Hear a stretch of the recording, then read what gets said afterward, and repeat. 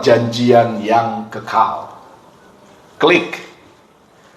2 ayat kita akan baca sama-sama dari Ibrani 13 ayat yang ke-20 dan 21.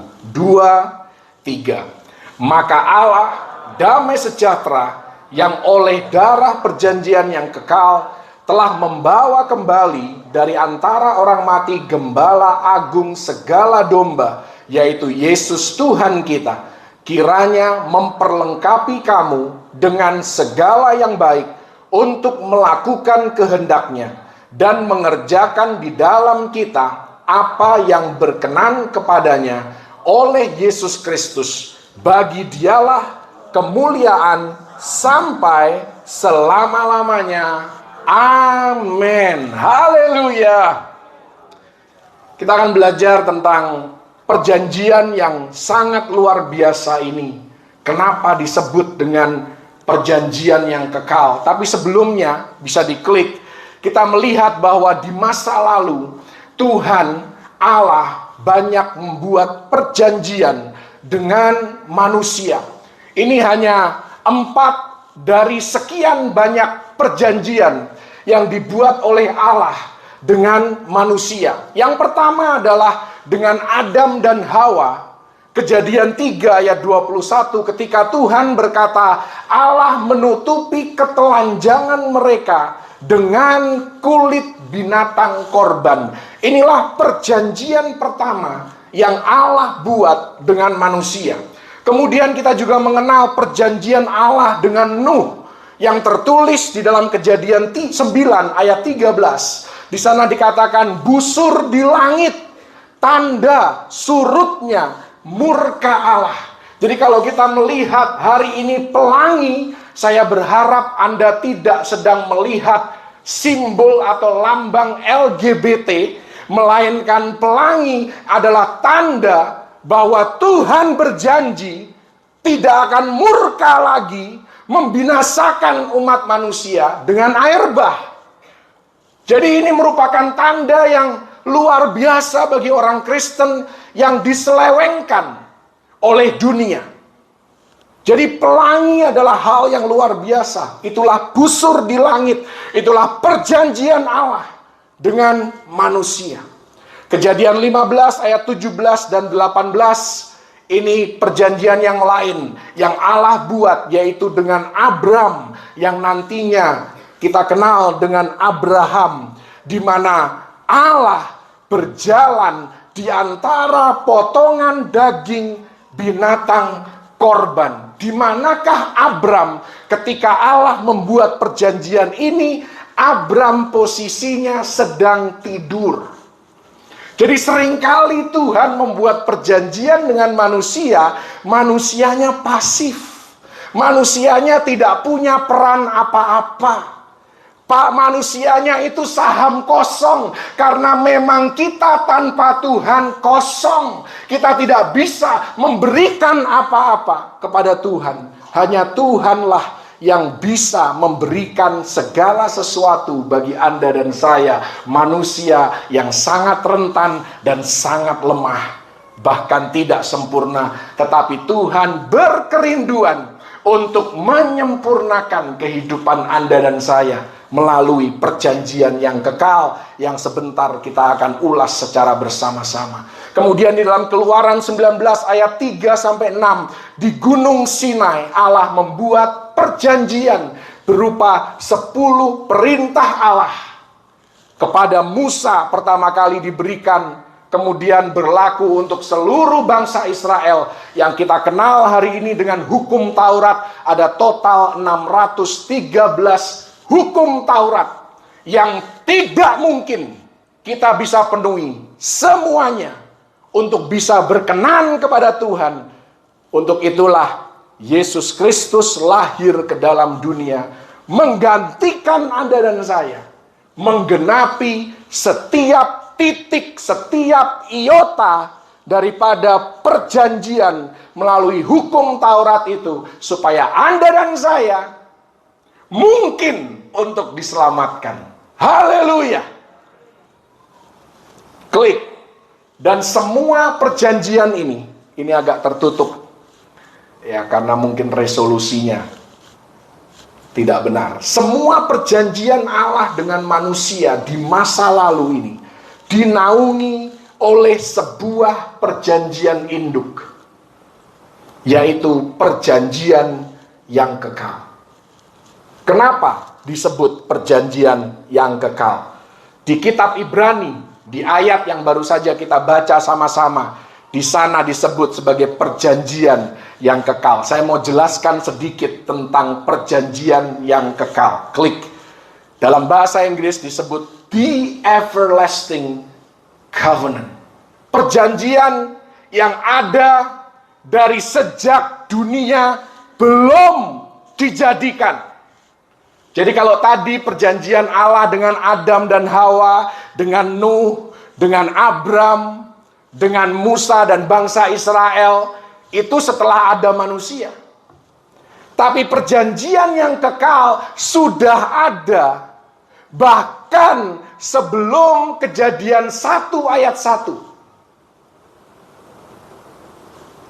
Sebelum dunia diciptakan, apalagi manusia. Makanya disebut perjanjian yang kekal. Dari kekal sampai kekal. Dari selama-lamanya sampai selama-lamanya. Kalau Anda belajar matematika, dari infinity sampai infinity. Karena tidak terukur perjanjian yang Allah buat dengan manusia. Karena ini adalah perjanjian Allah dengan dirinya sendiri. Kenapa Allah harus membuat perjanjian dengan dirinya sendiri? Karena Dia Maha Tahu. Ketika Dia menciptakan Adam dan Hawa, Dia sudah tahu bahwa Adam dan Hawa akan gagal. Ketika Dia menciptakan Nuh, Dia tahu bahwa Nuh akan gagal. Ketika Dia menciptakan Abraham, Dia tahu Abraham pun tidak sempurna dan dia akan jatuh dalam dosa.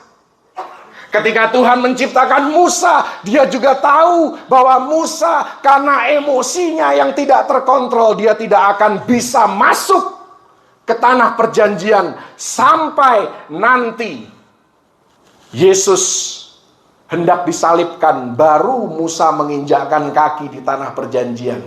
Tapi tertunda 1500 tahun masuknya Musa ke tanah perjanjian. Lebih enak mana masuk ke tanah perjanjian bersama 2 juta manusia yang suka komplain, atau masuk ke tanah perjanjian bersama dengan Yesus?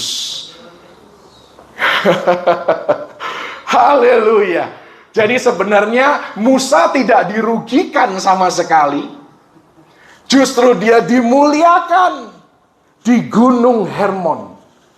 Ketika Yesus dimuliakan, di sana muncul Musa dan Elia, yang akhirnya Musa menginjakkan kaki di tanah perjanjian. Jadi Musa bukan tidak masuk tanah perjanjian, masuk, tapi masuknya nanti. Tunggu semua orang yang suka komplain, suka bersungut-sungut, yang suka berkeluh kesah ini mati semuanya. Baru Tuhan izinkan Musa masuk ke tanah perjanjian. Haleluya. Tuhan harus membuat perjanjian dengan dirinya sendiri. Karena Dia tahu semua manusia yang Dia ciptakan, sekudus apapun mereka, sebenar apapun mereka, ada titik dan noda hitamnya. Yang membuat, yang mengancam perjanjian itu menjadi tidak sah, tidak berlaku lagi. Dan Allah sudah tahu dari sejak dunia belum dijadikan. Karena itu Dia sudah menyiapkan perjanjian yang kekal sebelum semuanya ada. Itulah kasih-Nya Tuhan bagi Anda dan saya. Dia sudah tahu semua kegagalan kita, kelemahan kita, potensi kita bisa menggagalkan kesaksian bagi kemuliaan nama Tuhan.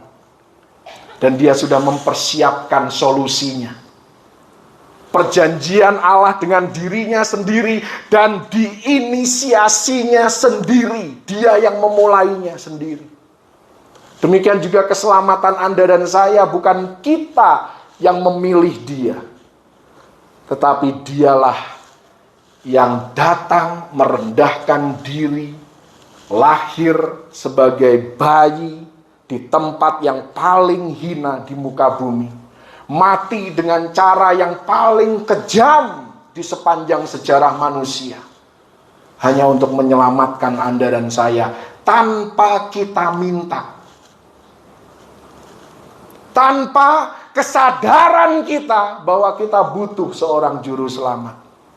Ketika kita masih berdosa, Roma 5 katakan, dia adalah manifestasi daripada perjanjian yang kekal, bahwa Allah tidak mendasarkan perjanjian ini pada manusia, melainkan Allah menetapkan ini, bahwa Yesus Kristus suatu hari akan mencurahkan darahnya dan menetapkan sebuah perjanjian yang kekal.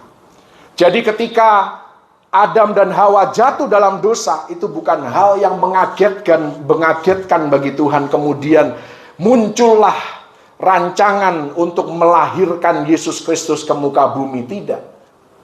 Tuhan sudah tahu Adam dan Hawa akan jatuh dalam dosa, dan Yesus Kristus lahir ke dalam dunia. Itu sudah ada di dalam rencananya Tuhan sebelum Adam dan Hawa diciptakan. Itulah kemahatauannya Tuhan.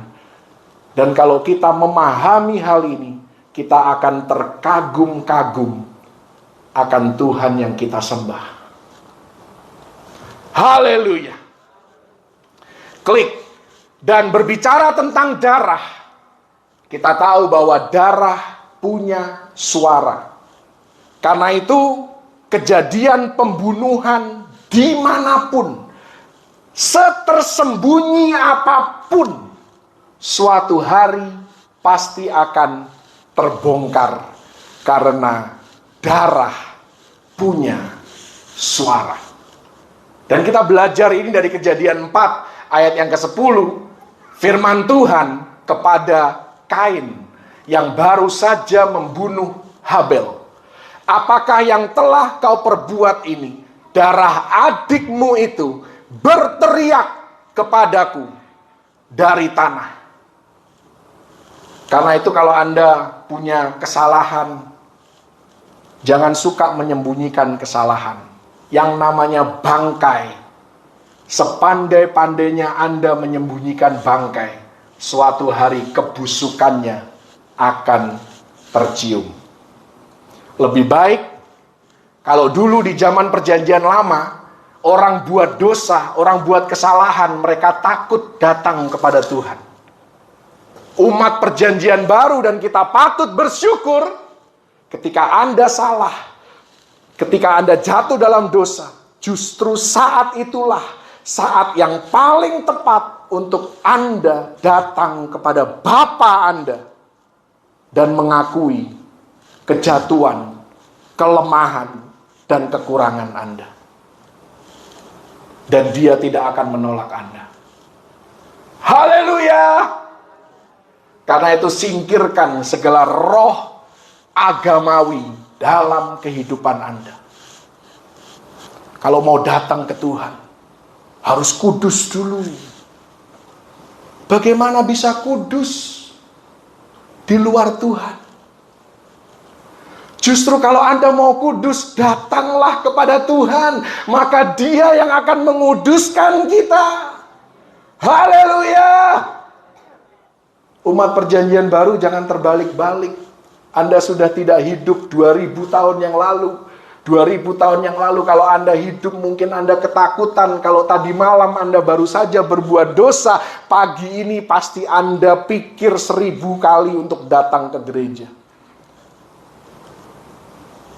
Tapi saya mau katakan, kalau hari Sabtu malam Anda jatuh dalam dosa, Minggu pagi adalah saat yang paling tepat Anda datang ke gereja untuk menerima pengampunan, penghiburan, kekuatan, peneguhan, kasih karunia dan belas kasihan Tuhan tersedia di rumah Tuhan. Haleluya! Makanya dalam Ibrani 12 ayat yang ke-24 dikatakan, kepada Yesus pengantara perjanjian baru, dan kepada darah pemercikan yang berbicara lebih kuat. Bahasa Indonesia abstrak, berbicara lebih kuat. Bahasa Inggris lebih jelas dikatakan, darah Yesus speaks better things. Hal-hal yang lebih baik daripada darah Habel. Kenapa? Alasannya bisa diklik. Karena darah Habel meneriakkan pembalasan, penghukuman. Kita maunya kalau orang buat salah dihukum Tuhan, dihakimi Tuhan. Kalau Tuhan tidak menghakimi, kita hakimi sendiri. Itulah manusia kan, suka main hakim sendiri. Haleluya. Bukan jemaat Mount Hermon tapi.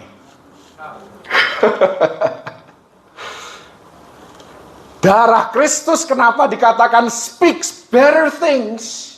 Berbicara hal-hal yang lebih baik. Karena darah Kristus meneriakkan belas kasihan, pemulihan, kesembuhan, pengampunan. Haleluya. Tepuk tangan bagi Yesus. Kalau ada orang berdosa, darah Yesus meneriakkan belas kasihan bagi dia, bukan penghakiman. Demikian juga sikap orang Kristen yang benar ketika ada orang yang berbuat salah adalah, Lord, have mercy on him. Lord, have mercy on her. Tuhan, berbelas kasihanlah kepada orang-orang ini. Haleluya. Inilah darah yang sebentar lagi kita akan mengambil bagian di dalamnya. Dia bukan darah yang meneriakkan pembalasan, penghukuman, penghakiman, menuduh Anda akan dosa-dosa Anda. Itu tugasnya iblis. Dalam Wahyu 12 ayat 10 dan 11, kalau Anda merasa tertuduh, itu bukan Tuhan. Itu adalah suara musuh kita, yang suka mendakwa kita, yang suka menuduh kita. Tapi suara Tuhan selalu menghibur kita, membawa kita ke jalan kebenaran. Mazmur 23 ayat yang ketiga. Dia menyegarkan jiwa kita dan menuntun kita di jalan yang benar oleh karena namanya. Haleluya. Ini yang saya mau ulas dengan sisa waktu yang ada. Saya mau katakan bahwa Yesus lahir dan membawa darah ilahi ini. Darah yang menyerukan belas kasihan, darah yang menyerukan pemulihan dan kesembuhan. Dan pada usia 33 tahun Yesus mulai mencurahkan darahnya. Dan kalau Anda belajar firman Tuhan, klik. Ada total 7 kali. Di 7 tempat, di 7 titik pada tubuhnya, dia mencurahkan darahnya. Anda sudah pernah dengar khotbah tentang 7 perkataan Yesus di atas kayu salib. Hari ini Anda mendengar khotbah tentang 7 titik pada tubuh Yesus, di mana dia mencurahkan darahnya. Dan setiap kali Yesus mencurahkan darahnya, dia berbuat sesuatu yang baik bagi Anda dan saya. Dia meneriakkan belas kasihan, pemulihan, kesembuhan bagi area yang dari mana Yesus mencurahkan darahnya. Haleluya. Bahkan di dalam penderitaan Yesus, dia berguna bagi Anda dan saya. Bayangkan, beberapa orang dalam kondisi dia senang pun tidak ada manfaatnya bagi orang lain. Ini Yesus dalam keadaan dia terpuruk, tidak bisa berbuat apa-apa selain menerima, pasrah. Apapun yang manusia lakukan bagi dia, kesakitan yang harus dia tanggung, dia masih berguna bagi orang lain. Mari kita belajar, saudara. Kalau Anda diberikan kenikmatan oleh Tuhan, marilah kita menjadi manusia yang berguna dan bermanfaat bagi sesama kita. Haleluya. Tanpa panjang lebar, mari kita masuk ke titik yang pertama di mana Tuhan mencurahkan darahnya. Dikatakan dalam Lukas 22 ayat yang ke-44, peluhnya, keringatnya menjadi titik-titik darah yang bertetesan. Ini terjadi di Taman Getsemani, dan darah Yesus di Taman Getsemani meneriakkan kesembuhan untuk kehendak kita. Inilah yang pertama kali Tuhan mau pulihkan dalam kehidupan kita, yaitu supaya kehendak kita selaras dengan kehendak Tuhan. Karena kehendak manusia cenderung bertentangan, berlawanan dengan kehendak Allah. Berapa banyak yang setuju dengan pernyataan saya? Kita lebih sering mengikuti kehendak kita sendiri dibandingkan kerinduan untuk mengikuti kehendak Allah. Cenderung menolak melakukan kehendak Allah. Hasrat hati kita pada hakikatnya tidak sesuai dengan kerinduan hati Allah. Karena itu pencurahan darah yang pertama oleh Yesus bertujuan supaya kehendak kita punya kemauan, kita punya keinginan, kita punya kerinduan untuk mengerti dan hidup di dalam kehendak Tuhan yang sempurna. Supaya kita mau apa? Inilah tanda Anda dan saya diselamatkan kalau kita mau hidup bagi Kristus. Itu artinya Anda orang selamat. Kalau untuk hidup bagi Kristus, apa itu Alkitab? Itu sudah kuno. Itu sudah tidak zaman lagi. Artinya Anda belum diselamatkan. Anda tidak percaya kehendak Allah bagi Anda. Pencurahan darah Yesus yang pertama supaya kita mau menyembah, mau berdoa, mau datang ke gereja, mau bersekutu dengan saudara seiman kita. Tapi kalau Anda pun sudah malas, buat apa ke gereja? Cek apakah Anda sudah selamat atau belum. Karena orang yang selamat, dia kepengen berada di tengah-tengah orang percaya. Orang-orang yang bisa mengangkat, menghibur, menguatkan.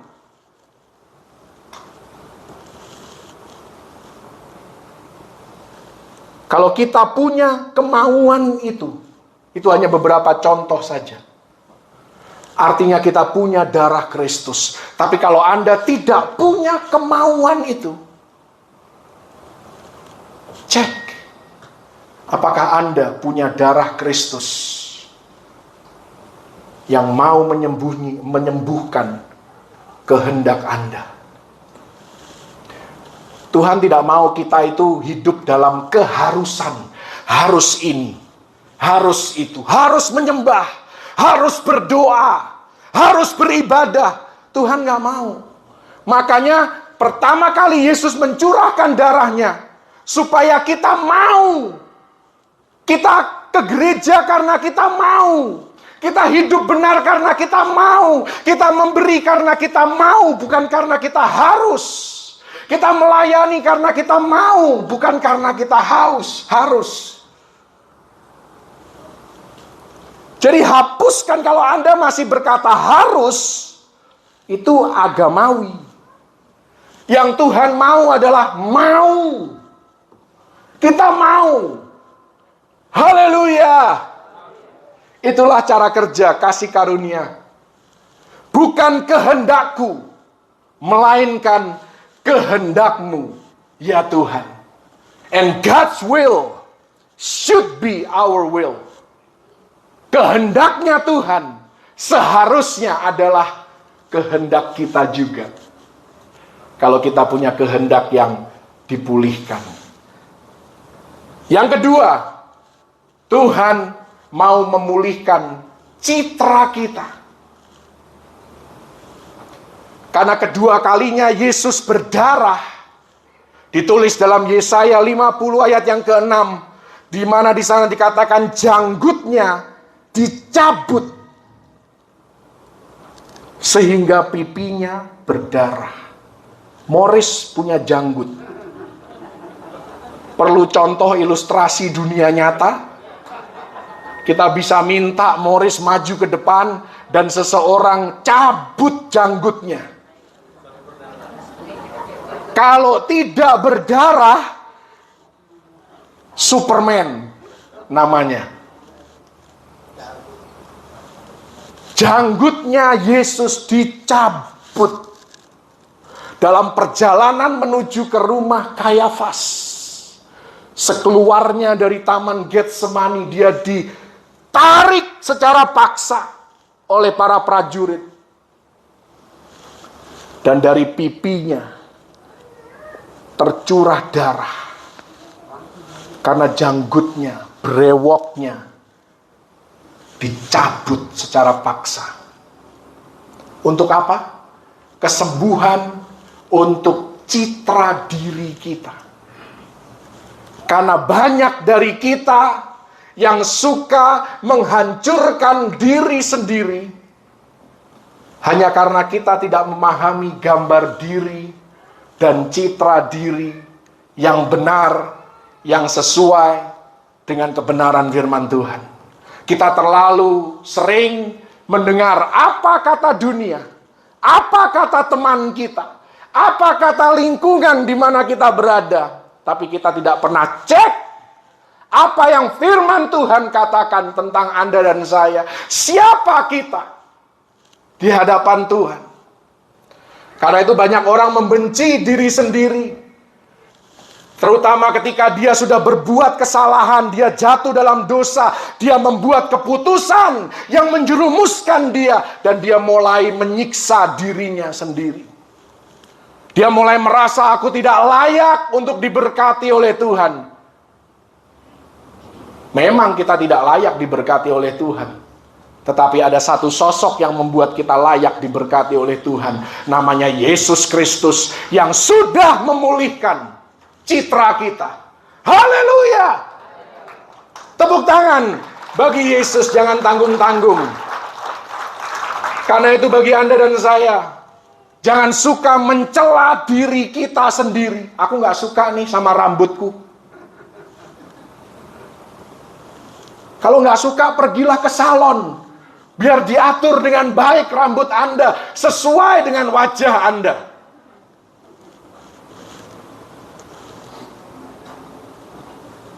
Aku gak suka nih hidungku. Aku gak suka nih mataku. Saya dulu gak suka mata sipit, saudara. Mata saya sipit. Tapi yang membuat saya bisa berada di mana saya berada dalam karir saya, karena mata sipit. Karena itu saya harus bersyukur. Haleluya. Kita harus menyadari bahwa Mazmur 139 ayat 14 dikatakan, betapa ajaib dan dahsyatnya Tuhan kejadianku, kau menenun diriku serupa gambaranmu. Oh, betapa dahsyat. We are fearfully and wonderfully made dalam bahasa Inggris. Ketika Tuhan membuat kita, Dia membuat dengan rasa kagum, dengan rasa bangga, dengan kehati-hatian. Haleluya. Pahami citra kita, bukan untuk pencitraan palsu, tetapi citra yang sudah dipulihkan oleh darah Kristus yang dicurahkan melalui pipinya. Sekalipun Anda sudah buat salah, Bapa tetap mengasihi kita. Karena Dia sudah memperhitungkan segala kesalahan kita. Yang pernah kita buat dan yang akan kita buat di sepanjang umur hidup kita. Dia sudah tenun Dia sudah perhitungkan ke dalam rencananya yang ajaib. Dan Anda dan saya, kita tetap adalah anak-anak Allah. Yohanes 1 ayat 12. Meskipun kita selamanya tidak akan pernah sempurna. Haleluya. Karena itu, singkirkan kata-kata aku tidak penting. Tidak ada yang mengasihiku. Tidak ada yang peduli dengan aku. Aku bukan siapa-siapa. Aku tidak layak. Itu Anda mengasihani diri. Supaya orang kasihan sama Anda.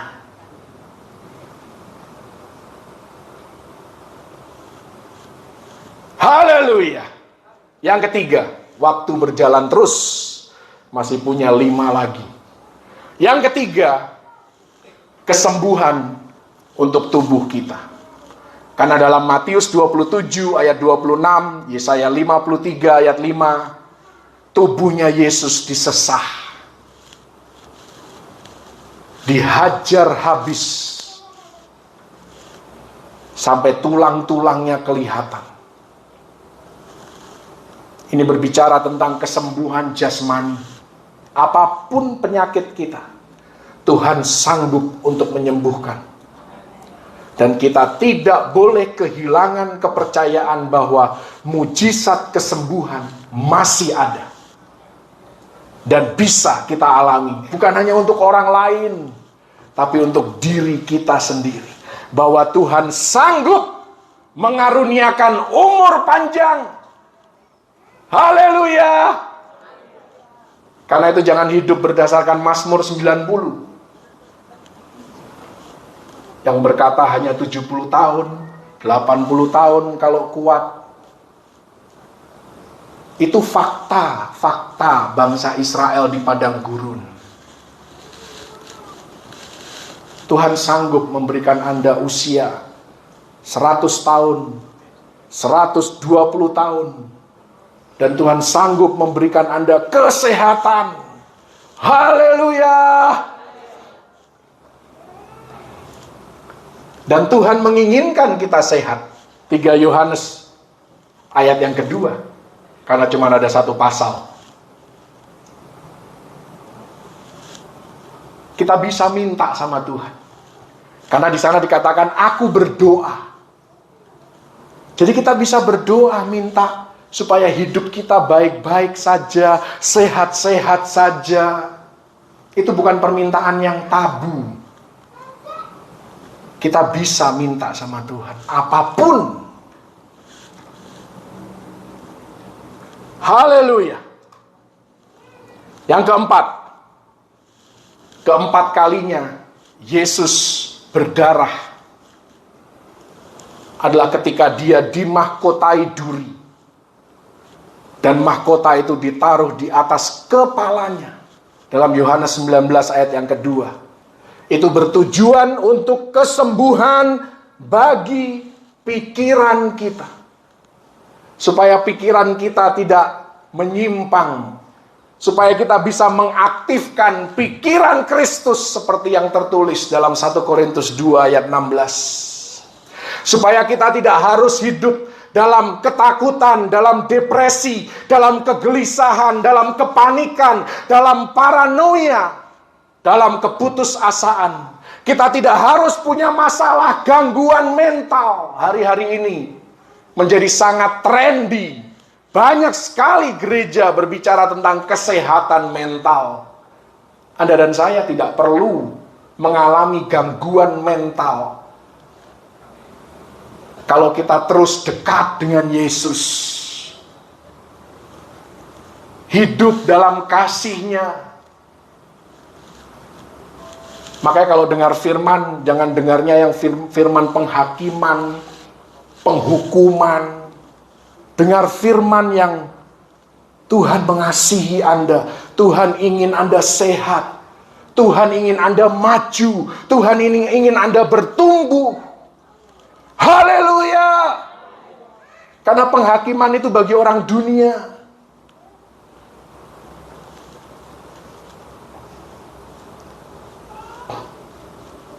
diperuntukkan juga untuk kesembuhan atas memori. Karena ingatan kita pun perlu disembuhkan. Ingatan kita perlu dipulihkan. Trauma masa lalu, masa kecil yang tidak baik, rasa bersalah yang tidak seharusnya ada, yang seharusnya sudah lama sirna, tapi Anda masih renungkan, Anda menyiksa diri karena Anda pernah berbuat salah. Itu harus dihapuskan dari memori Anda. Kalaupun Anda teringat, tapi tidak lagi berdampak buruk pada Anda. Karena namanya kita punya ingatan, kita tidak akan pernah bisa melupakan kesalahan orang, bagaimana kita diperlakukan, kesalahan kita. Kita sukar untuk lupa itu. Seringkali kita dikhotbahi, engkau bukan hanya harus mengampuni, tetapi harus melupakan. Tapi itu tidak mungkin dilakukan sebagai manusia. Yang dimaksudkan adalah kita lupa, kita dianggap lupa ketika hal buruk itu tidak lagi mempengaruhi kita. Itulah kategori lupa yang dimaksud. Haleluya. Supaya Anda dan saya tidak bodoh, tetapi memakai pikiran Kristus. Karena seringkali banyak keputusan yang kita buat, pilihan yang kita pilih, itu salah karena kita bodoh. Darah Yesus tersedia untuk kesembuhan bagi pikiran kita. Yang kelima, klik. Darah Yesus dicurahkan untuk kesembuhan bagi pekerjaan dan perbuatan tangan kita. Karena dalam Markus 15 ayat 24 dikatakan di sana, tangannya dipakukan pada kayu salib.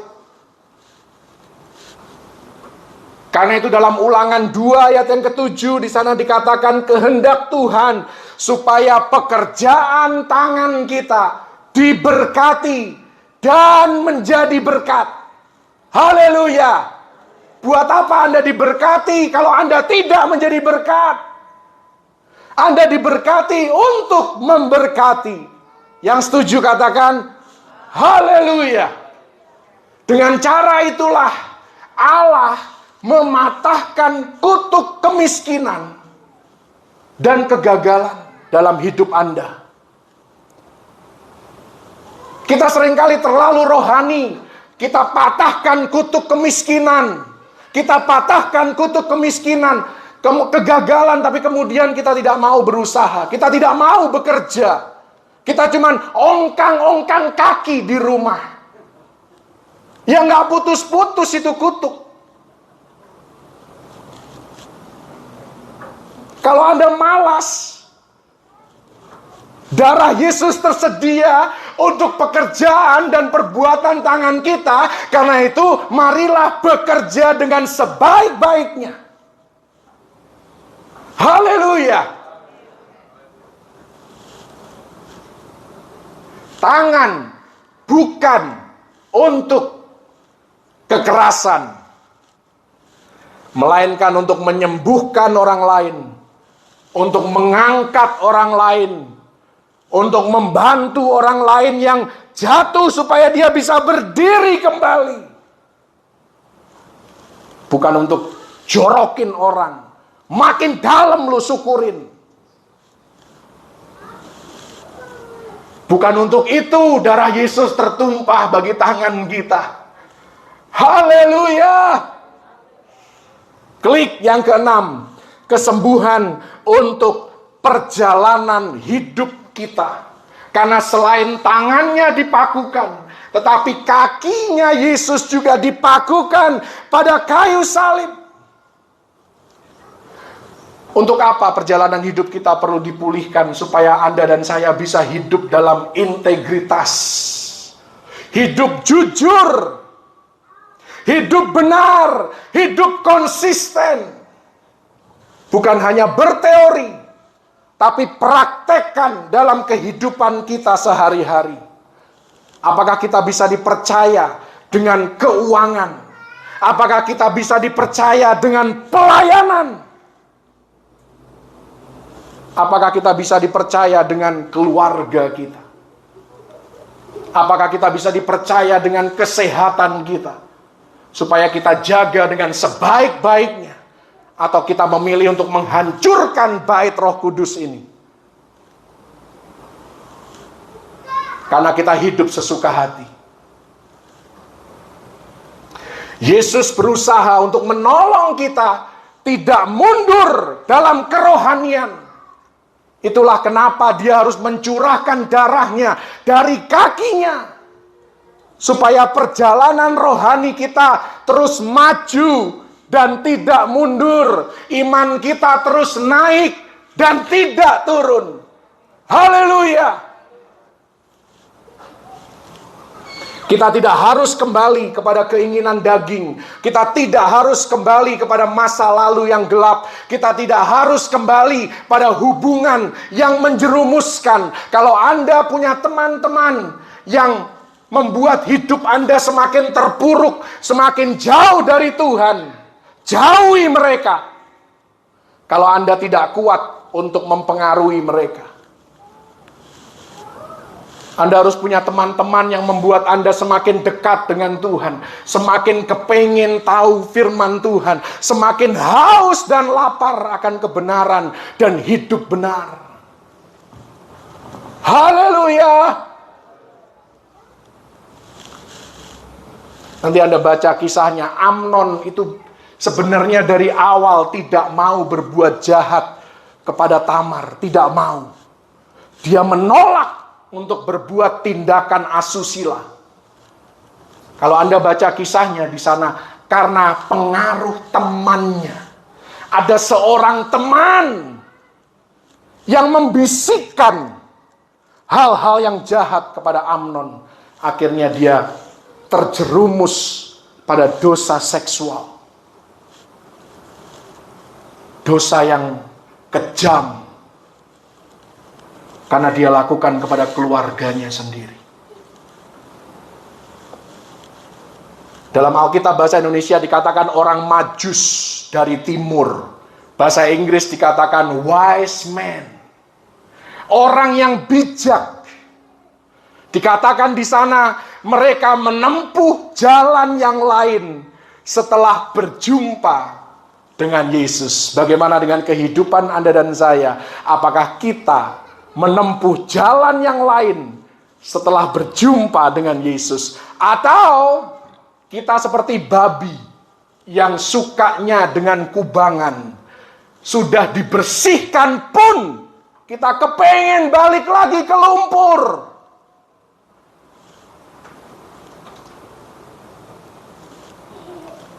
Karena kita tidak ditentukan untuk menjadi babi. Kita disebut domba.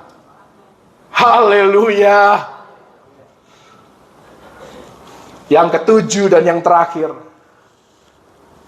darah Yesus tertumpah untuk kesembuhan bagi persekutuan kita, fellowship kita. Karena dalam Yohanes 19 ayat 34 dikatakan dari lambungnya mengalir keluar darah dan air. Lambung berbicara tempat kasih. Tuhan mau memulihkan hubungan kita yang pertama-tama dengan Tuhan. Tentunya juga dengan keluarga kita. Di dalam rumah tangga kita. Tuhan mau ada keharmonisan, ada kerukunan, ada support bagi satu sama lain. Haleluya. Dan tidak kalah pentingnya, Tuhan mau supaya fellowship kita dipulihkan dengan sesama kita. Supaya kita tidak saling menjatuhkan, saling meremehkan, saling menyepelekan, saling menghakimi satu sama lain. Seperti Allah menciptakan Hawa dari rusuk Adam, demikian juga Yesus melahirkan mempelainya saat lambungnya ditikam, mempelai untuk dikasihinya, mempelai untuk disayang, untuk dibelai. Bagi yang jablay,